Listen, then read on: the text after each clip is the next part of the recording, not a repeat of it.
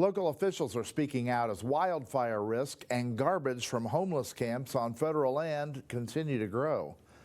Tonight, the Bureau of Land Management tells our Isabella Warren they cannot keep up.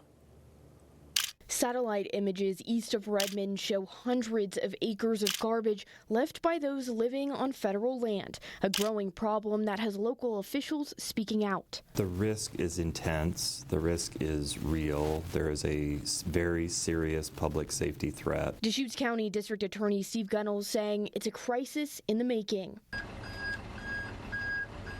He's calling on federal agencies like the Bureau of Land Management and Forest Service to take the threat seriously. If people violate those rules, the rules need to be enforced so that people are removed from those areas, relocated, or fined or arrested if they refuse to leave. The DA spoke at a county commissioner meeting this week saying public lands are not being managed correctly.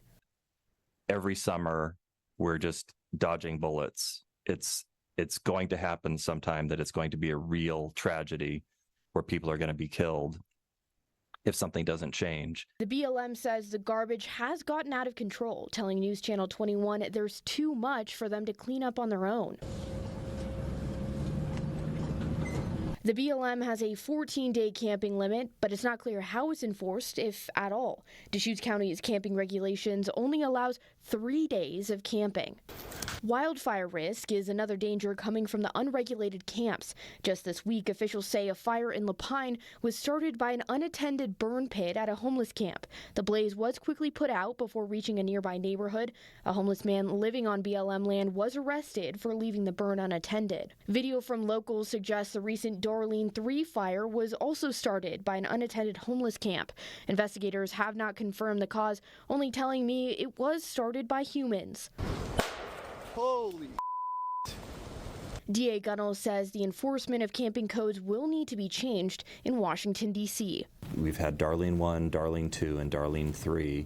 Darlene 4 could be a colossal disaster for this community, and we can't allow that to happen if we can do anything about it.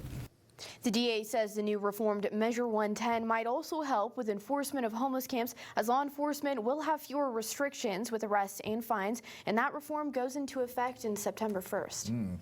Do they have actual officers who monitor these camps for fires and drugs and such? Yeah, so the DA did say they do have law enforcement regularly checking in on these people and making sure that things are pretty smooth. All right.